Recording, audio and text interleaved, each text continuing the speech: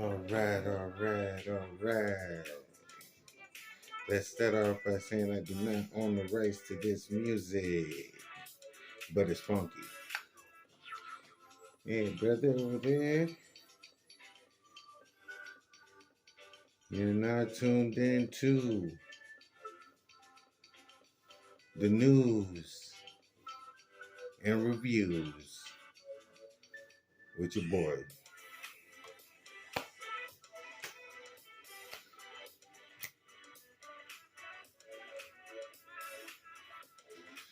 I'll be covering what's going on around Rochester, New York, as well as entertainment news and reviews.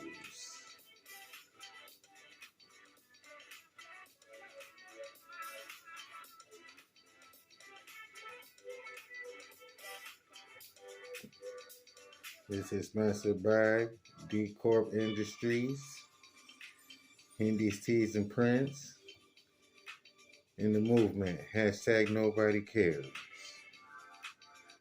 coming to a town near you.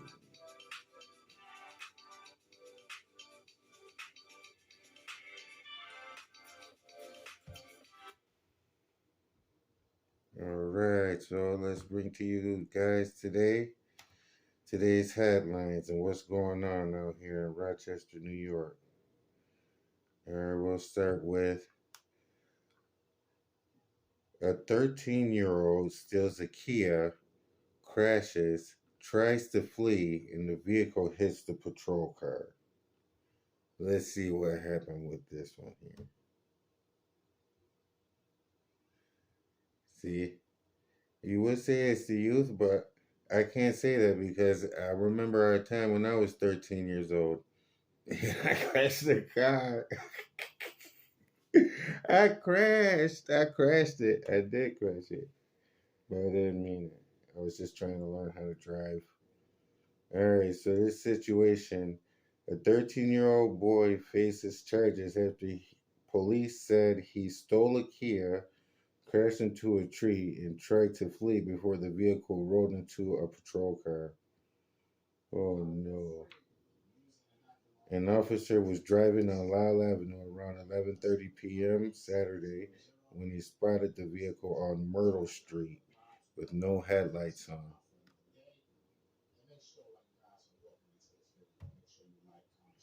Police said when the officer turned around, the Kia went into reverse and struck a tree. The driver allegedly ran from the vehicle but didn't put into park, and it rolled into the patrol car, causing minor damage. Police arrested the driver following a brief foot chase. The investigation determined the vehicle was stolen earlier Saturday night on Atkinson Street.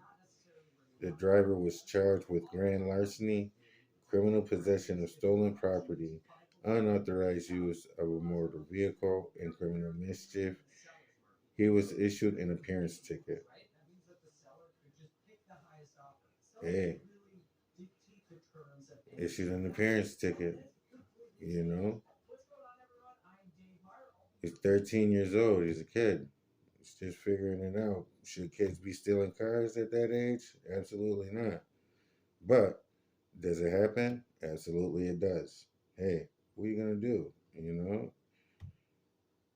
Should he be punished as a teenage kid or should he be punished worse than a teenage kid? Any kind of punishment is bad in the first place. Let's start there. I mean, not to say that punishment is bad because you need discipline. Discipline is a big thing. So, in today's society, that's one thing that we are lacking is discipline. So, we got to see what happens with that somewhere down the line. We'll keep up on that story. We'll keep following it as long as it's around. You know.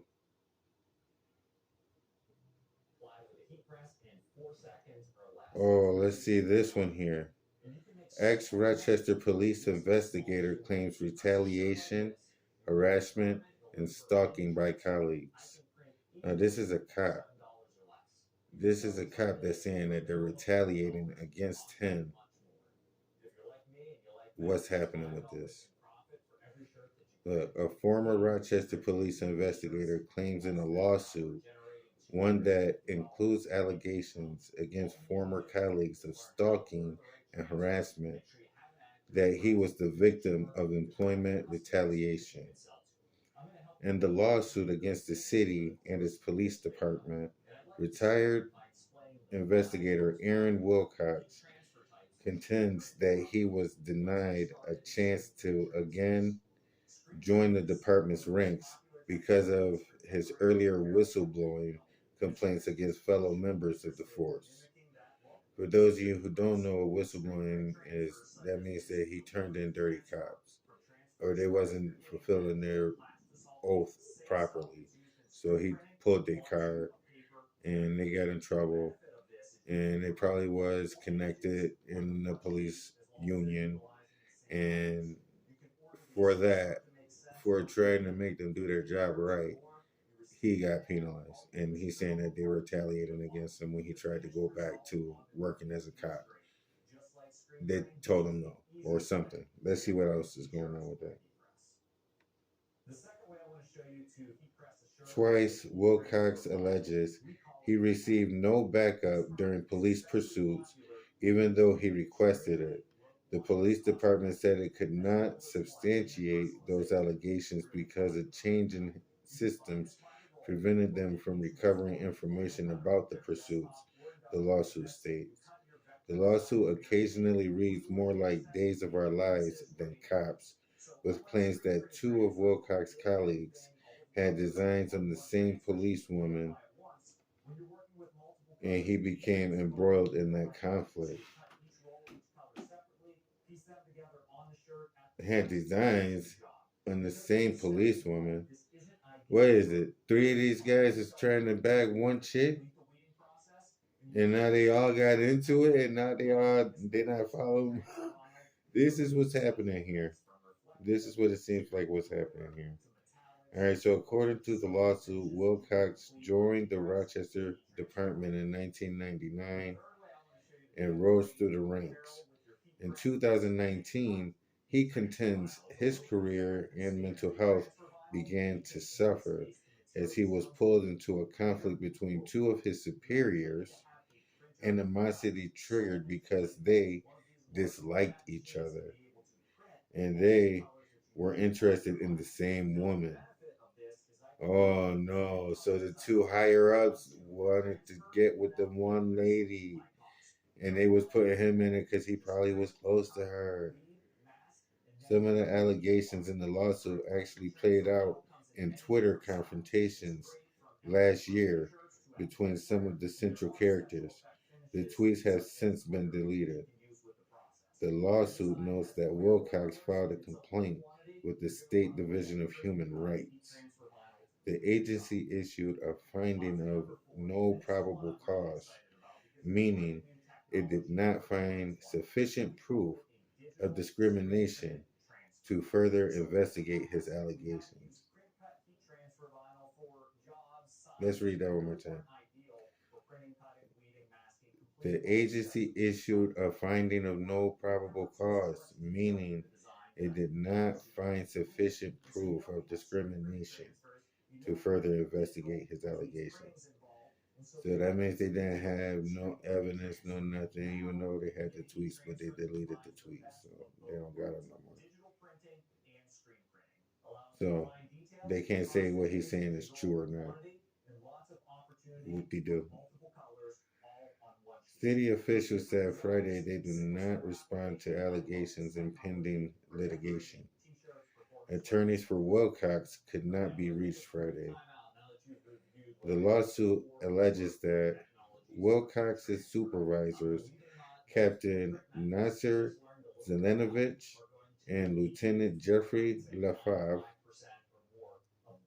were the two interested in the same woman, and that in 2019, Lafave alleged to Wilcox that Zelenovich, now deputy chief in Greece, was harassing the woman.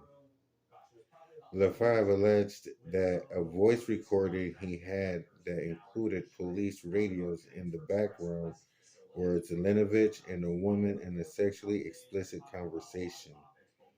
LaFave allegedly directed Wilcox to disseminate the recording to demonstrate what Zelenovich was doing on duty.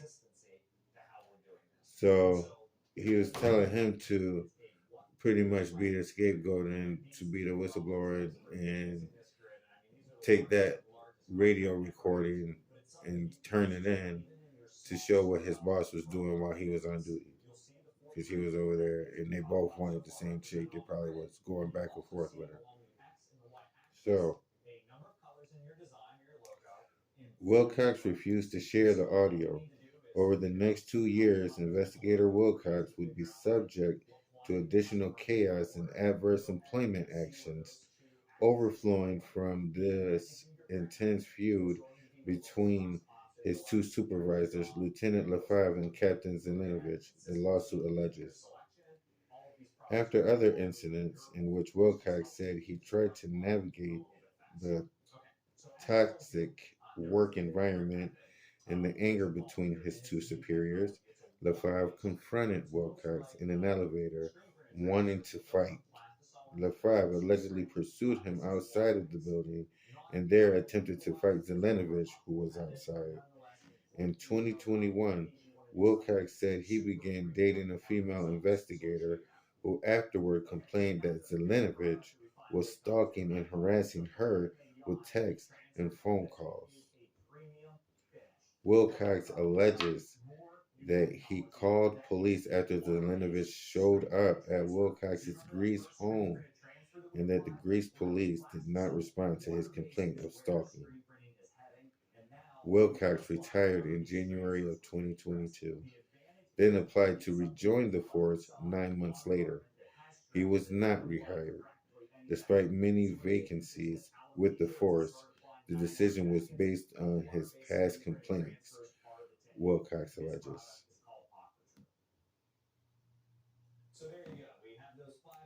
So is it discrimination because he did what he did and he didn't get involved with his two bosses? Uh, Mismatch here with this lady that they're talking about. It's crazy, man. It's like a soap opera. They're right. It's like a soap opera.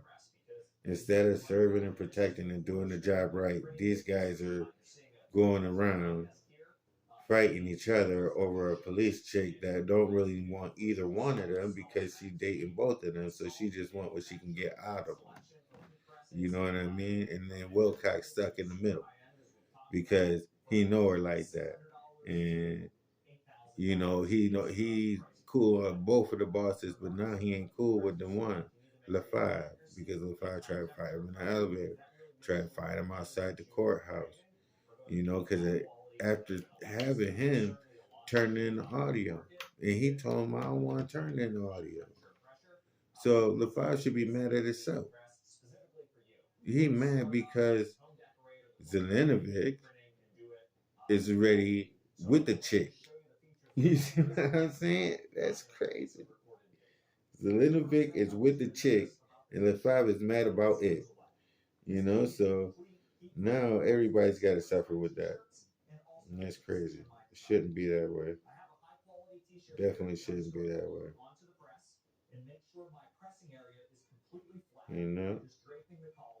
Alright, so let's see what's going on in national news here.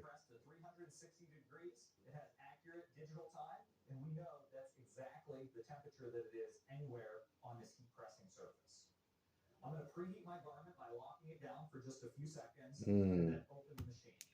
Let's see this one, Virginia Beach. Virginia Beach suffers major storm damage after city experiences first EF3 tornado on record. EF3. That's serious. That's a big one. That's a big one. So what happened with that? A tornado that was spotted moving through Virginia Beach, Virginia on Sunday which caused significant damage to a neighborhood, has been given a rating of EF3. So let's see, guys, what's the EF3?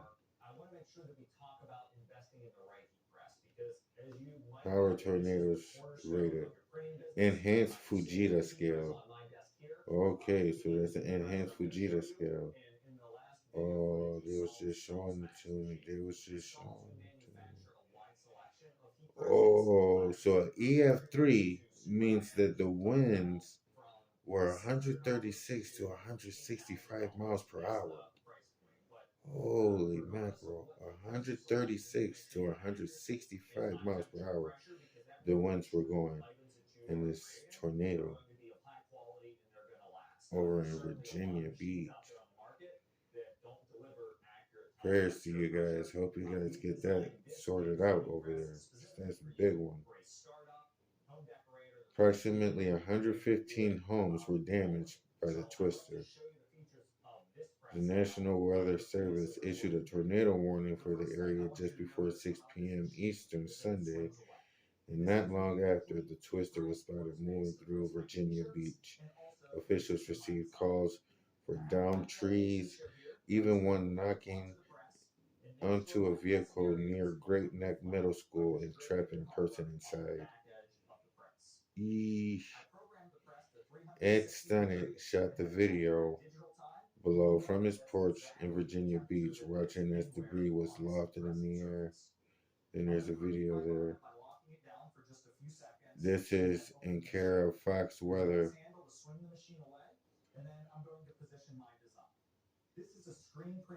Virginia Beach City Manager Patrick Duhaney declared a local state of emergency Sunday evening after the tornado impacted communities in the northern part of the city. He estimated between 50 to 100 homes were damaged, but noted that the exact number was unknown. So it's a lot going on down there in Virginia Beach, man. Hope you guys get it going on there. What are you gonna do? Natural disasters happen, man, and that's one thing. It's natural. That's nature. You can't stop nature. Trust me. No matter what you think, if it's nature, it's gonna happen.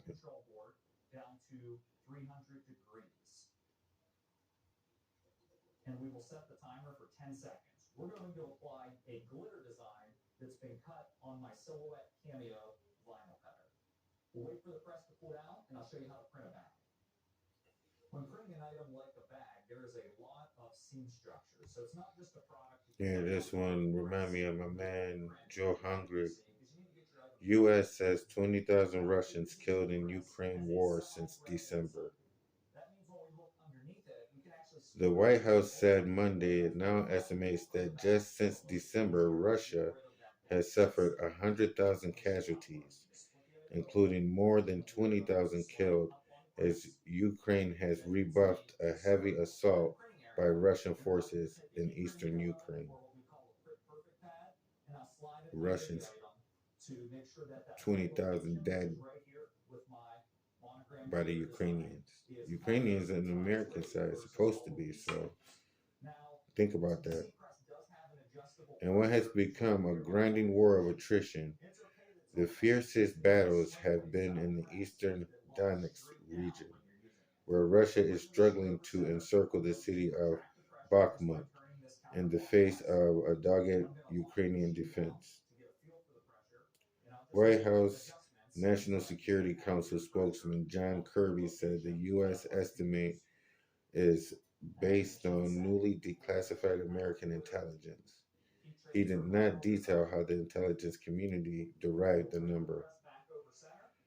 General Mark Milley, the chairman of the Joint Chiefs of Staff, said in November that Russia has suffered well over 100,000 killed or wounded in the first 8 months of the war. The new figures suggest that Russian losses have dramatically accelerated in recent months.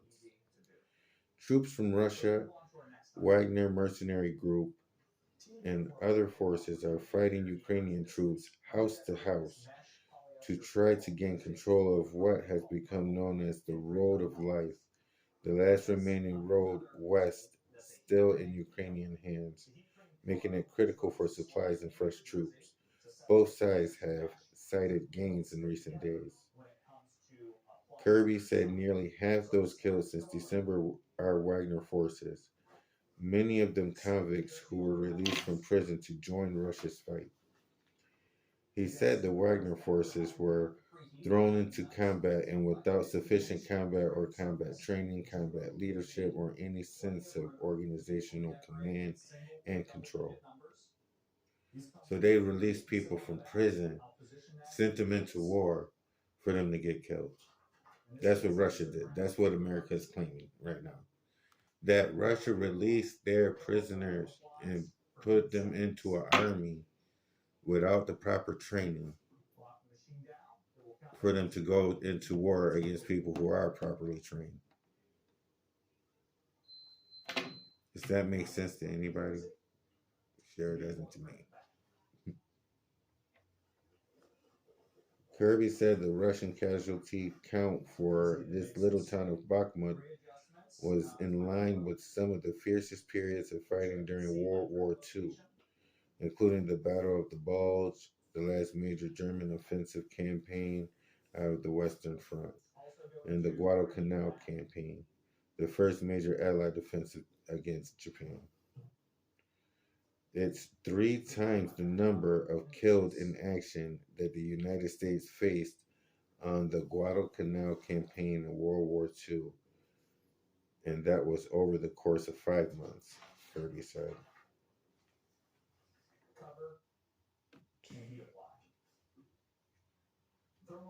Well, as you know, man, war happens, man.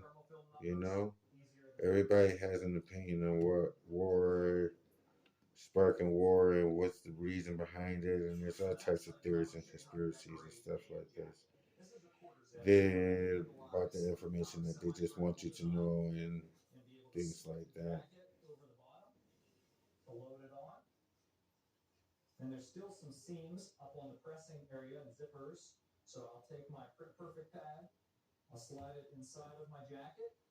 Let's read one last one here. This last one here.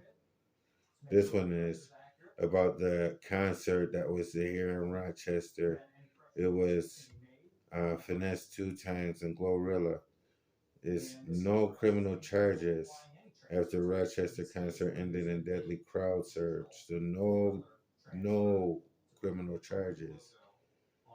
Which it really, I mean, in that kind of situation, it's a kind of a sticky situation. It's not really a criminal charge if it was something that was a mechanical default that caused a loud noise that caused the crowd to panic. You know, something that clapped louder and then people just out of fear, out of, you know, being around a whole bunch of people in a tight spot. That's like blowing a whole bunch of air in a balloon and expecting it not to stretch to the point where it pops. You see what I'm saying? Once it pops, all the air is released. So that's kind of like what happened in this situation here. I mean, that's my opinion. Don't say that that's what happened because, hey, I don't know. I wasn't there. I wasn't at the concert. But in my opinion, this is what should be expected. That's why you have to think cautiously and you have to prepare yourself for these kind of things. If you're going to go out to a place that's a live concert, you know it's going to be packed. You know what I mean? You want to enjoy yourself. So you pay your money to have fun at the concert. You know? You don't go there expecting for this to happen or that to happen. But anyways, let's just read the last story. Let's read it. Hurry up. Let's do it. Following a multi-departmental investigation, the Rochester Police Department and Monroe County District Attorney's Office announced there is no basis for criminal charges after a Rochester concert ended in a deadly crowd surge. The following joint statement was released Monday. The city of Rochester coordinated a comprehensive multi-departmental investigation into the tragic incident at the Main Street Armory on March 5th, 2023, in which three people lost their lives. The city's law department, police and fire departments, Department of Neighborhood and Business Development, and code enforcement teams conducted an extensive investigation over several weeks. The teams completed numerous interviews and comprehensive inspections and compiled the information for consideration by the Monroe County District Attorney's Office. Based on the information and evidence, both the RPD and DA's office determined that there is no basis for criminal charges in this case. In light of the tragedy at the Armory, the city is reviewing its entertainment licensing procedures to identify and implement additional conditions that would increase safety and security for entertainment patrons in Rochester.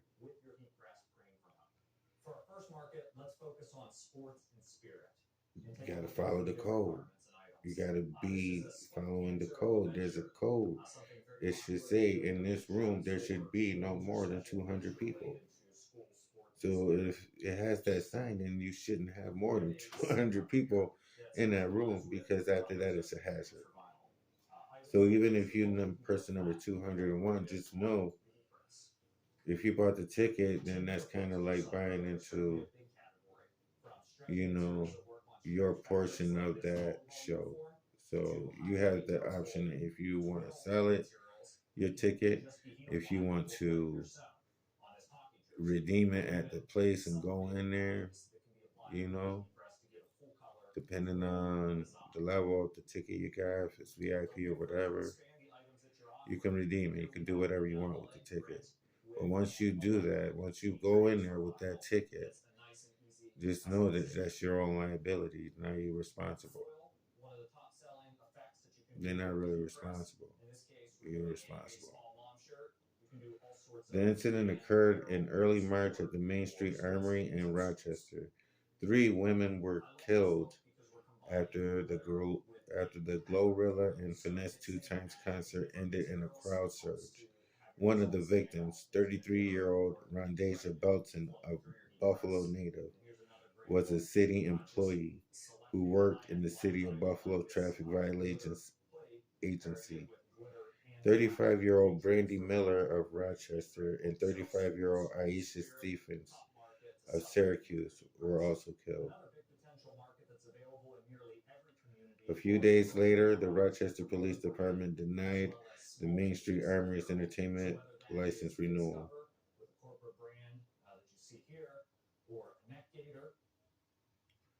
13 Wham in Rochester reported in late March that public records at the Monroe County Clerk Office showed the building was sold.